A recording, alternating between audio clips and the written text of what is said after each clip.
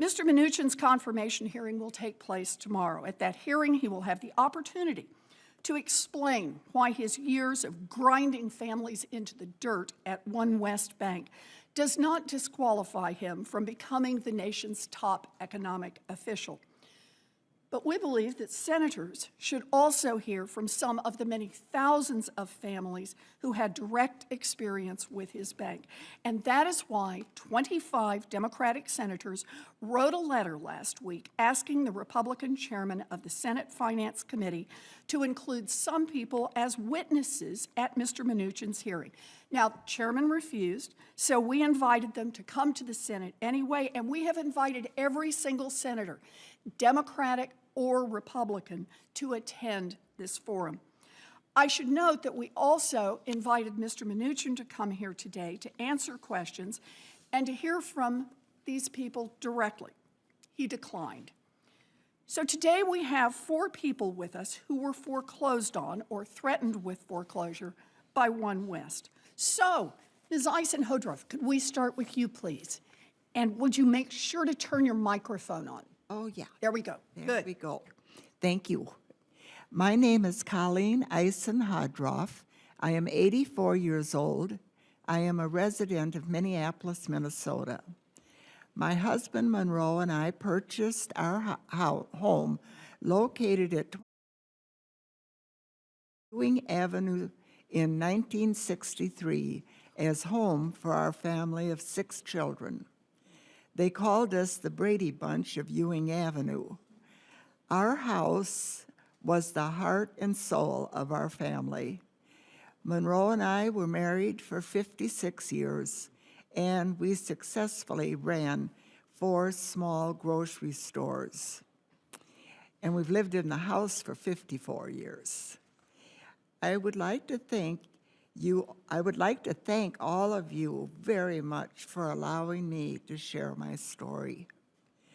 I am here today because Financial Freedom, my reverse mortgage server, is trying to foreclose on my home. This is despite the fact that when my husband Monroe and I took out this loan, they told us that I could remain in the home if Monroe should die before me, which he did, September 12, 2014. In July 2006, my husband and I decided to take out a reverse mortgage loan with Financial Freedom. It was a very complicated process.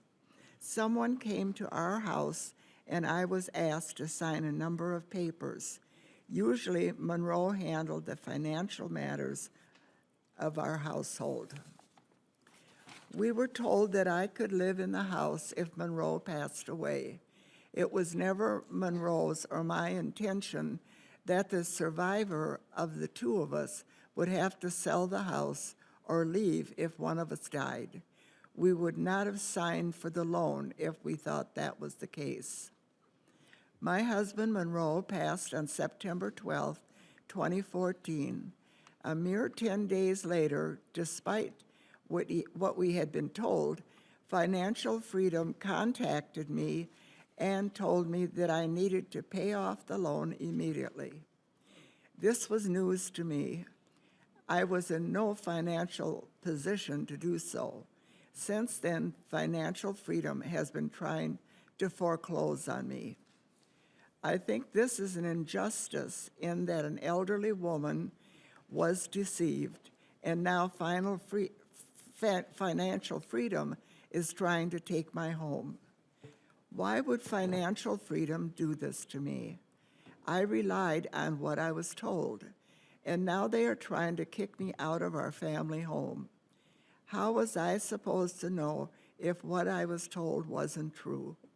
What am I supposed to do now? It seems Financial Freedom should be working to keep people like me in their homes, not fighting to kick us out.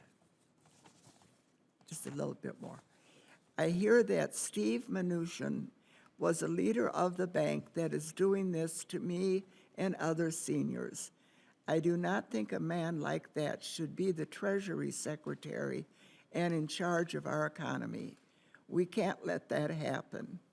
Thank you again for allowing me to tell my story on behalf of those who have had bad dealings with financial freedom on OneWest. Thank you so much, Ms. Eisenhodroff. We really appreciate your coming here, bless you, to tell your story. Thank you. Thank you. I'm grateful to you for doing this, and I'm grateful to you for being a reminder that the Secretary of Treasury will personally touch the lives of every single person in the United States. And we have now had a chance to hear from 4 people whose lives he already had a chance to touch, and the results were devastating. Thank you very much. Thank you for being here today.